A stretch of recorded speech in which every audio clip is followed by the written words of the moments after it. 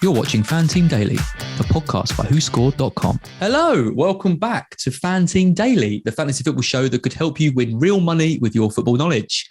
On FanTeam Daily, we'll be looking at the Premier League fantasy football tournament, which has a minimum guaranteed prize pool of £1 million and a guaranteed first place prize of £200,000. Time to introduce my panel again. We're joined once more by Linn Bjornbakk. Linn, how are you? I'm good, thanks. So excited about a new fresh season. And what about you, Ben? How are you? I'm fantastic. Episode 1 got the juices flowing. Here we are. Episode 2, hot off the heels. What's not to love? What a great panel. Loads of great football discussion. Az fantastic host. Yeah, wow. Hey, let's just get it on. God, Ben is feeling the love in his immaculate office that definitely isn't... It's definitely real. Yeah, it is 100%. So what is FanTeam Daily and what is this show about? Well, FanTeam have a Premier League fantasy football game with a guaranteed prize pool of £1 million.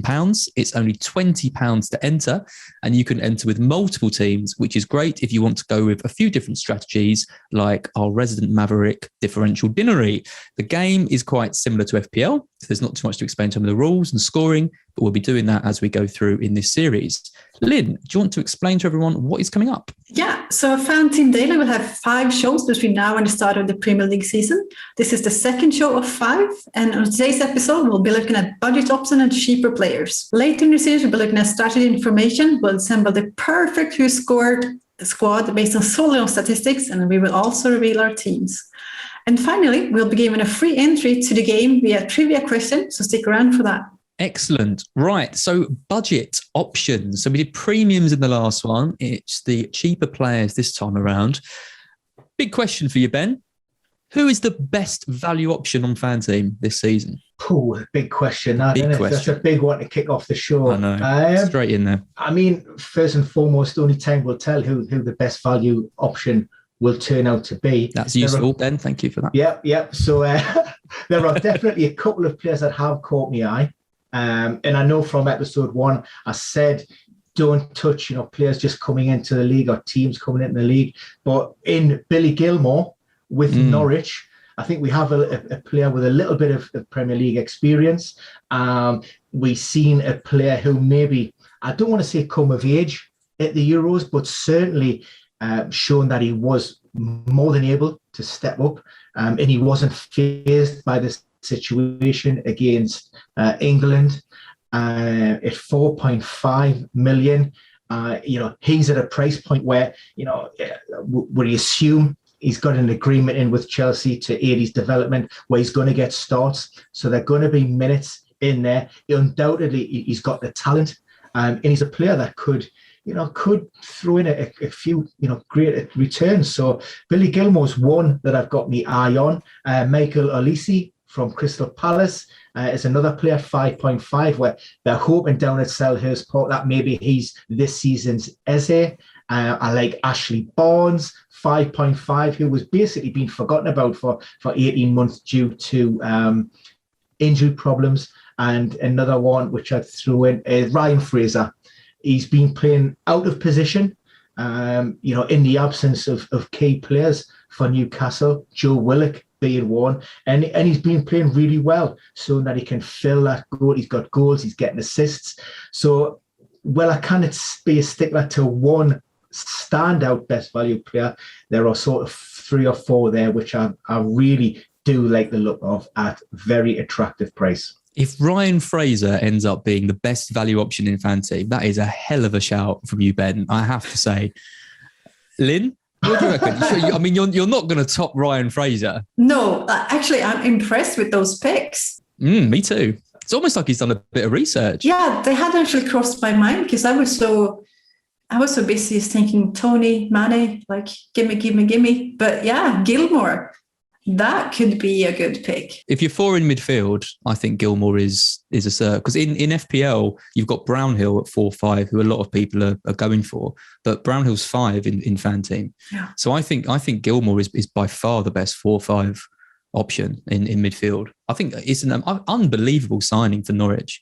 Yeah, and you would think that the agreement with Thomas Tuchel is he gets minutes to aid that development, to kick him on. So, I think under Daniel Farke, in Leeds, play, and they're really good on the eye, nice, attractive, attacking football. And I can see Billy Gilmore doing really well down there. I think you'll take on that responsibility and he'll grow and he'll mature. And we really, really see if he is capable of making that step up, given those extra opportunities. Yep. Linn, anyone else? Well, Tony, Mane, they're such good value, I think. But now I'm like, I can't stop thinking about Gilmore. Yes. What have you done, Ben? Happy Gilmore. Yeah. Well, I've got a couple of names for you, and I'm gonna start strong. I'm gonna say Stuart Dallas. And you might think, oh, Stuart Dallas, okay, he's been reclassified now as a midfielder. He's not as strong an option as he was last season. Now, what if I told you that Josh, who was the winner of FanTeam last season, has been doing his research, and he told me that Dallas would have scored more points on FanTeam as a midfielder than he would have done as a defender? Really? Absolutely. How do you feel about that? Like, tell me more. The big thing with it is that midfielders and forwards earn these 90-minute points for playing. And Dallas would have earned more points from those than he would have done from the clean sheets he got.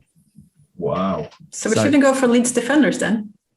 Well, the defenders are, you can't judge them with that brush. When you're looking at the midfielders and forwards, you want to be getting in players who are going to play 90 minutes. And that is something that Josh was very kind of adamant about. Looking at budget midfielders, his favourite midfielder last season was Ward-Prowse, who I mentioned at the end of last show, just because he always plays those 90-minute games. He's involved in the set pieces, and his returns he gets from those points put him up really highly. There's a few other names I've got as well. I like Buendia at 6'5". I think we talked about him last week with Grealish going, and with all the options at Villa now, I think Buendia is going to have to step up as to be the kind of the main creative hub for the side. And there's so much talent around him, with Watkins there, with Ings there now, with Bailey on the right. If he's playing in that kind of 10 role in this kind of 4-2-3-1 system that Dean Smith likes, then I think he could be outstanding value for there. And the last one I'm going to mention is Jack Harrison as well at 6'5". So Leeds in general, I think Rafinha's a bit quite a high price in this, sort of at 7'5". Dallas is low at 5'5". Harrison sits kind of somewhere in the middle. But who would you go for between Harrison and Dallas? Yeah, well, that's it. Well, it could even be both. I think Bamford is a bit overpriced this season. I do wonder if he's going to play, all the games. They've got Rodrigo there. His form kind of tailed off a bit towards the end of last season.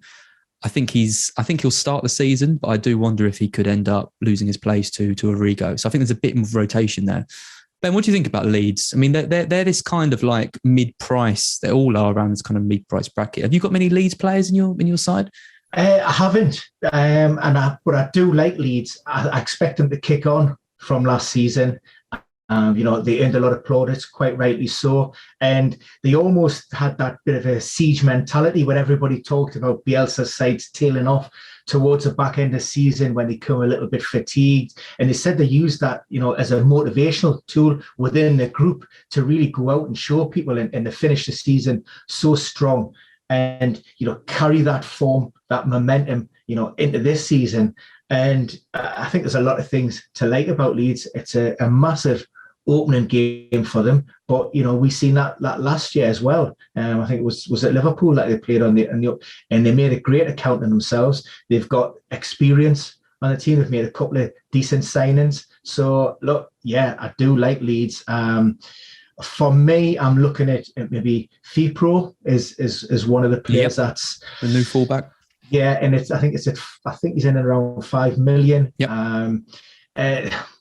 That's just cheap enough for me to take maybe a little bit of a punt. I like a defender who offers a lot of offensive potential. And when he was at Real Betis and in Barcelona, I think his XG were up there in the top 10%. Season on season, expected assists. I think he's a bit of a diamond in the rough. And under Bielsa, he's the type of player that Bielsa can mould and really turn him into something, a really fantastic asset for Leeds. So he'll be one that I'm watching. Yep. Linn, I've got one more name for you. He's a player who I always thought would sign for Liverpool, but never did. There's some more transfer rumblings around him again now, but I think he will stay at Watford, and that's Sarr. He's 6 million on FanTeam. I really rate him. He could be on penalties. Watford have got a decent early run. Is he someone that you've thought about at all? Yeah, I've had him in a couple of drafts. The only thing against him is that they are newly promoted, but we know he can actually score in Premier League. I know he was great when they got relegated and Liverpool. He was one of the best players, and I thought he would actually be sold to a Premier League team. He was that good.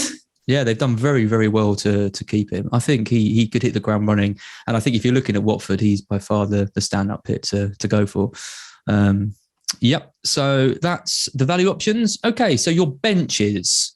How expensive do you go for your bench? I've actually got a bit more money on my bench this season than I have done before. And that's because I'm struggling, apart from Gilmore, to really find any standout options around the 5 to 4-5 mark. So I've spent a little bit more on Smith Rowe, the Arsenal number 10, who I really like, who has got the first game against Brentford and then a bit of a dodgy run, and then the fixtures get quite good again. So he's going to be a player that's in and out of my side.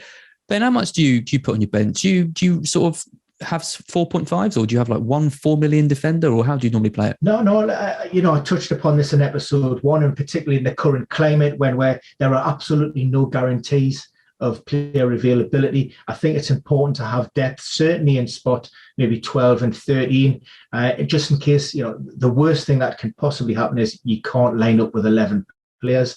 But there are still sort of some good options in and around 4.5 million. Ben White, 4.5. I think he's a great option. I also like, we touched upon Leeds. I think Llorente comes in at 4.5 as well. And if you're looking for an attacker, Tony, 6 million. And goalkeepers, I still like the Newcastle goalkeepers as well, in and around 4.5, whether that be Dubravka or Darlow, or as we may touch upon, maybe another keeper further on in this podcast who maybe come in slightly cheaper as another really viable option at less than 4.5 million. Linn, what do you think? Do you go all out on your starting 11, or do you make sure that you've got at least a few decent options on your bench? I got severely burnt by not having a good bench last season because of the pandemic and everything. And this season, I will have a playing bench for sure. So no 4 millions? Maybe the second keeper. Yeah. I'm going Foster and hoping Bashman actually moves to Ajax. And that would be nice. Okay. Wow, that is a bold strategy. So you could have no keeper. And we'll have a keeper. Like we'll have Sanchez or... Yeah. So you're going to have a 4-5 and a 4 on your bench. Yeah. Sense. So the bench keeper will be a 4.0.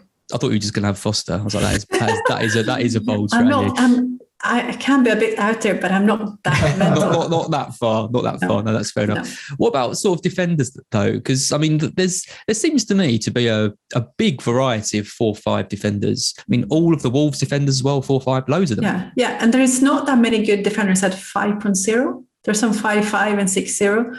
So I would probably prefer to go 2 4.5s than a 4.0 and 0.5. Yeah, agreed. I mean, Ben mentioned Ben White, who's 4.5. I mean, as a Brighton fan, it's a bit of a sore subject that he's gone. But at the same time, I still think Arsenal have massively overpaid for him and we need a striker. So I would sell half the team for Brighton to get a decent striker. So White is going to have to just be that, that sacrifice, I think. But yeah, no, I agree. I think 4 or 5 defenders, a 4 keeper. And then I think you've got Gilmore there as a 4-5 option. I'm going for Smith Rowe, but as a kind of a rotation option. If you're investing heavily in your starting 11, I think there's definitely players where you can have a really cheap bench that's still decent enough to come on sort of should you need them. Rotating goalkeepers. So Ben, you mentioned that you've got a couple of interesting goalkeepers for us. You mentioned the Newcastle goalkeeper. Is there any other goalkeepers that you like, and would you consider any kind of rotation with them? Would I consider rotation? Yes. Essentially, I don't rule out anything when it comes to, FanTeam and strategies and anything like that, because I just feel as if I do, I'm limiting myself, and I don't want to become fixated on one thing. Judge each game week on its own merits. The chances and the most likelihood is I will go with Edison to start. I really, really, really want to be the manager that has Edison as captain my team when he scores a penalty for Manchester City. And I firmly believe that will happen this season. Wow.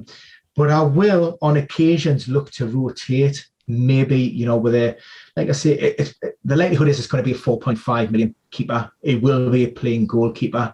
But during those early game weeks, I might have me 4 million in there. And like I say, it's for me, it's about trying to mitigate any risk. And we've seen with Edison over Christmas and New Year, he was one of those players that was, went down with COVID and was forced to self-isolate. So I do like a premium goalkeeper, but I also like to have, the confidence in knowing that should the worst case happen, I have somebody there I can back up. So who would your pick be if you were to pick a goal? Who's your kind of if you because I mean, for me, I always go for a 4 or 5 goalkeeper. Never really want to spend much else. If you're broadening those options to any goalkeeper, who'd be the one that you'd say is probably the best to get? Well, I am drawn to Newcastle, and that's not me with me black and white, tinted glasses on. Newcastle, regardless of what Steve Bruce says and about how he wants to deploy his own tactics, and this is his team, and I'm going to do it my way. It looks like we're stuck in this 5-3-2, 5 in defence with a 3-5-2 in attack. We haven't brought anybody in, and the likelihood is nothing's really going to change, I don't think. Again, maybe 1 or 2 loan signings potentially. So it's always going to be a case of Steve Bruce is going to set up to try and, keep a clean sheet, keep things tight, and then maybe rely on the likes of San Maxim, Callum Wilson, Almiron this season to go up the other end and get us the goals. So I still like Dubravka, but obviously he's going to miss the beginning of the season.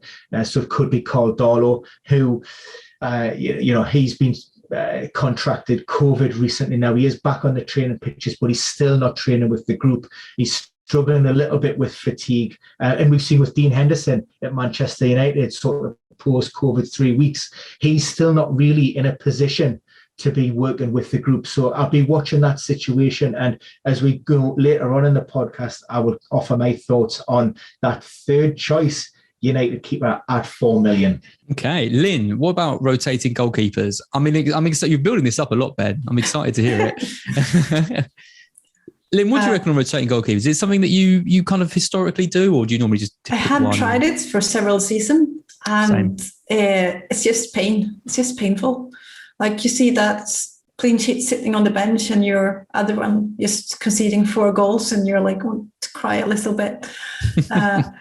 So no, thank you. I would prefer to have one. And for FanTeam, like we get extra points for saves. So you want someone who actually gets a lot of shots on target, shots on goal. So I'm thinking I'm going to start with Sanchez.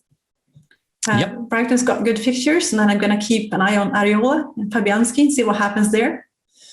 Because if they stick Areola in goal, I could be tempted for real. Yeah. Yeah. I mean, Meslier as well was, I think he made the most saves last season, or Dubravka's always up there, isn't he, in terms of the amount of saves that he makes. But Meslier was certainly, I think he started at 4 million last year in FanTeam as well. So he was like an absolute gem for anyone. They haven't made that mistake this year, and all the kind of starting goalkeepers are 4 or 5. I am the same as you, Linn. I've tried rotating goalkeepers before. I just never find it works. I find that a lot of the time when a team you think is going to get a clean sheet, they have got an easier fixture and they maybe attack more and they concede because they're attacking too much. And then sometimes you get a game like Burnley at Man United. Pope pulls off 20 saves, gets man of the match, and gets a 15-point haul. I mean, I just see it too much. So I honestly think picking a goalkeeper who you know is going to make a lot of saves and plays for a half decent sort of side tends to be the way to go. I mean, Martinez was just last season, he was just the absolute man, half decent defence, save after save after save, set and forget all year. So hopefully we'll get another goalkeeper like that we can bring in. 4 million options. I mean, we talked about 4, 5. I'm struggling really to recommend too many. I picked out Manquillo of Newcastle. You might have some thoughts on him, Ben. Do you reckon he'll start? I don't think he'll start. I think the 5 that Bruce will go with would be is Jacob Murphy as that right wing back. But what we do know that, inherently will happen on Tyneside, we will pick up injuries. So, whether that's Murphy or whether that's somebody else in that back line, there's a lot of flexibility. So Mankiller won't be far away from that matchday squad and that starting 11 if we do pick up a couple of problems. We've already seen Paul Dummett sidelined as well. So Matt Ritchie probably on the left-hand side. So, yeah, look, at the moment, he's not number one in the pecking order, but certainly, like I say, given the fact that we haven't had any kind of investment or really any major incomings, Mankiller would be there or thereabouts. He's got a chance. Linn, any 4 million options? Help me out here. I was eyeing Mankio because I wasn't sure if he would start or not, but at least he could be an option. And then there's Goody. I'm not sure how to pronounce it. Yep. Goody at Brentford. They do seem to play 3 centre-backs at a time sometimes, and then he will actually play. They've signed a new centre-back, Aya or something, but he's not He's not played at all in the friendlies, I don't think. So I'm guessing Goody will start the season.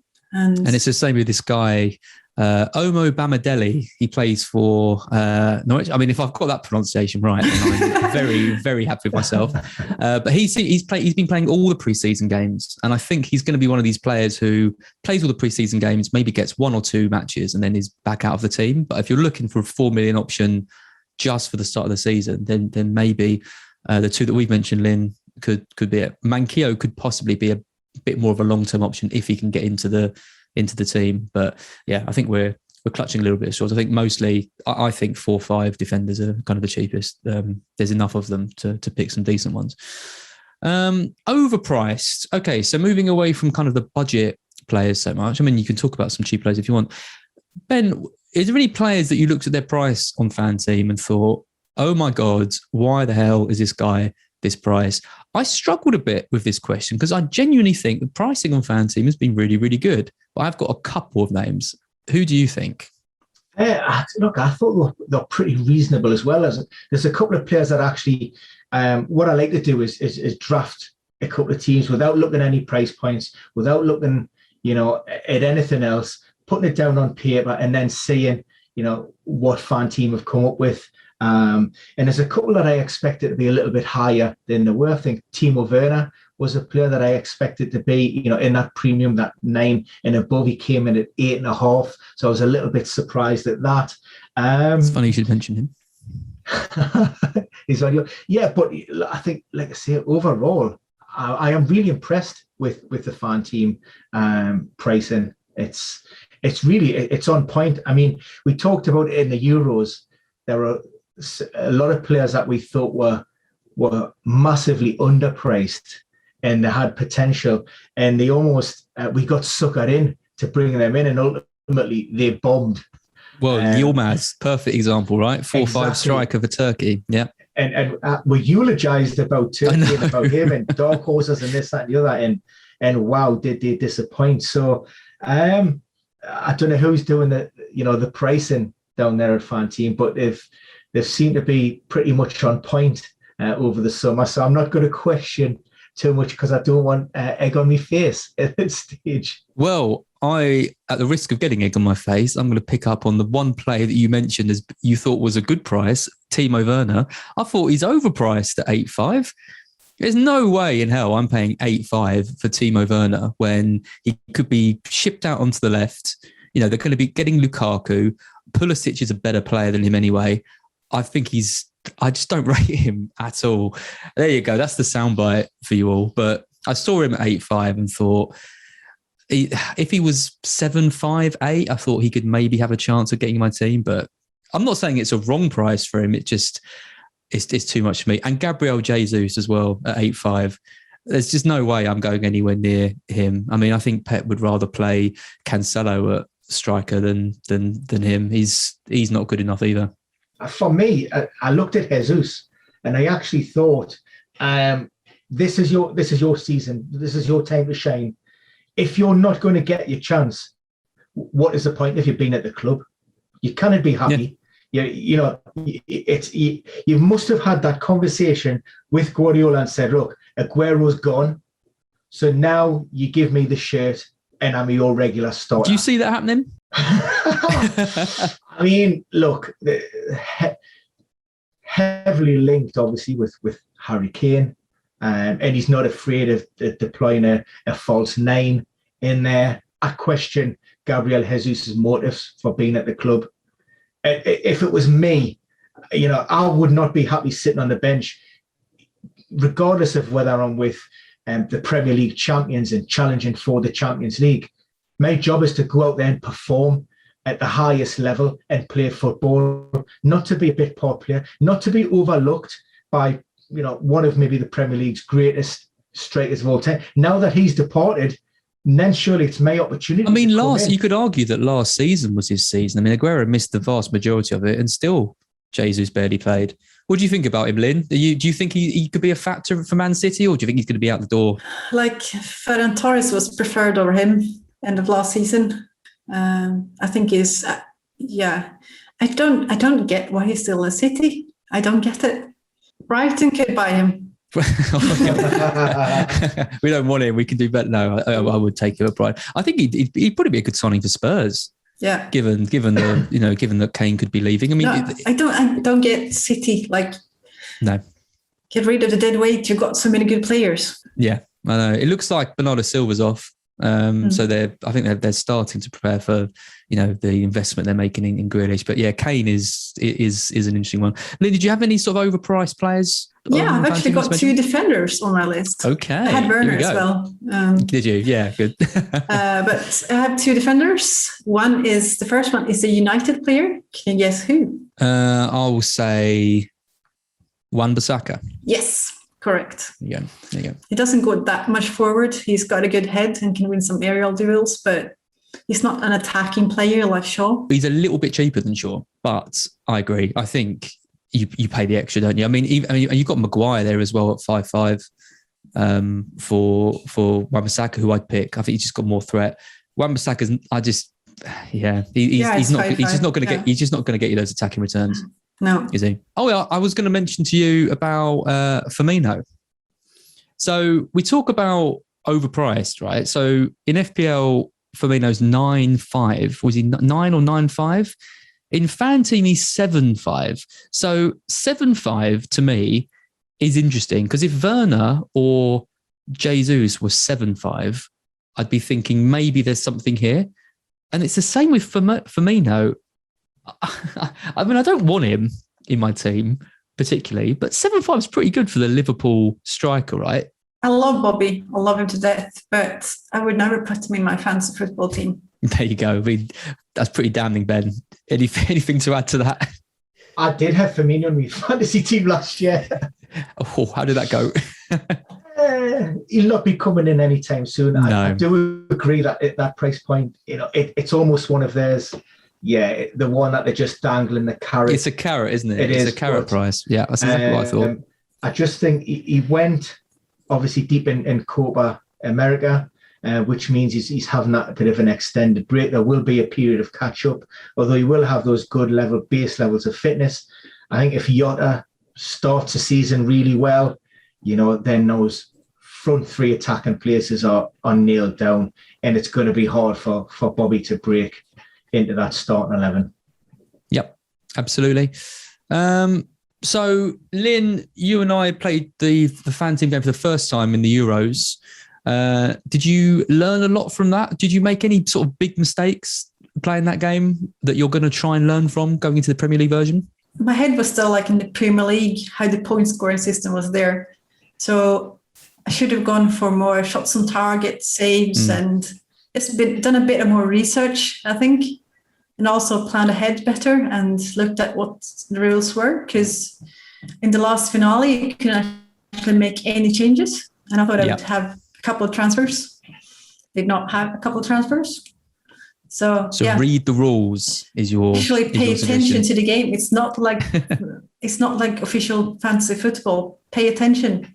Because it's like deceptively similar, isn't it? Like you think you can just get away with it, but there are these key things, like I mentioned about Dallas. You wouldn't have known that about Ward-Prowse being suddenly like a fantastic fantasy pick. These are things that I would definitely never known unless I'd paid attention to make it to reading the rules. So yeah, I think that's a great one. Ben? Tell you what, I mean, you'd make a great point, because if anybody was watching the FanTeam podcast from the Euros when we spoke to Josh about him winning last season's big game, and he said what he done and what he thinks set him off on the right path to a great start.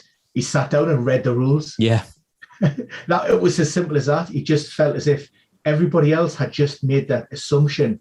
It was FPL, slightly different. We'll ignore, we'll not bother. And he sort of sat down and really studied them and understood where those points matrix was coming from, and that got him off to He's like a walking encyclopedia when you talk to him. Like, he knows everything. It's quite reassuring in a way that you can put in the effort and win. If he comes on the podcast, it's like, oh, I just picked a random captain every week, and like you'd be like, oh, for God's sake, how did he win? But the fact he knows his stuff is quite encouraging. It shows that if you put the work in, then you should do all right on this game. What was your biggest mistake, Ben? What did you learn? Because you've played FanTeam a few times now, haven't you? So you must be getting a bit clued up.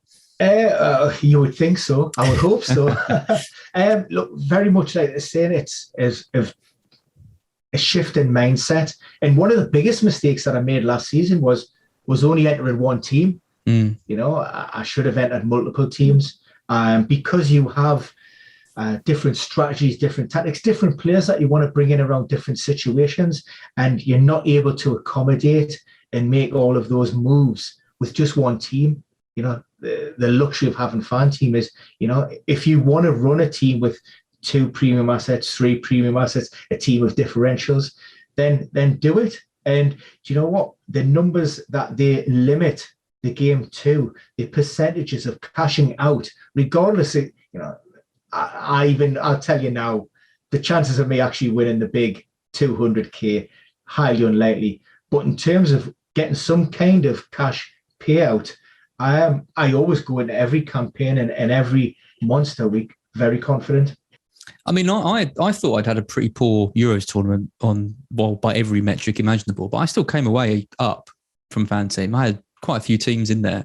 A lot of them did badly, but a couple of them did quite well, and that kind of took me up. I think my bit of advice leads on from yours, which is having loads of teams is great, but with every team you enter, you need to put more work in, because I think I probably had too many teams for what I was really comfortable spending the time doing.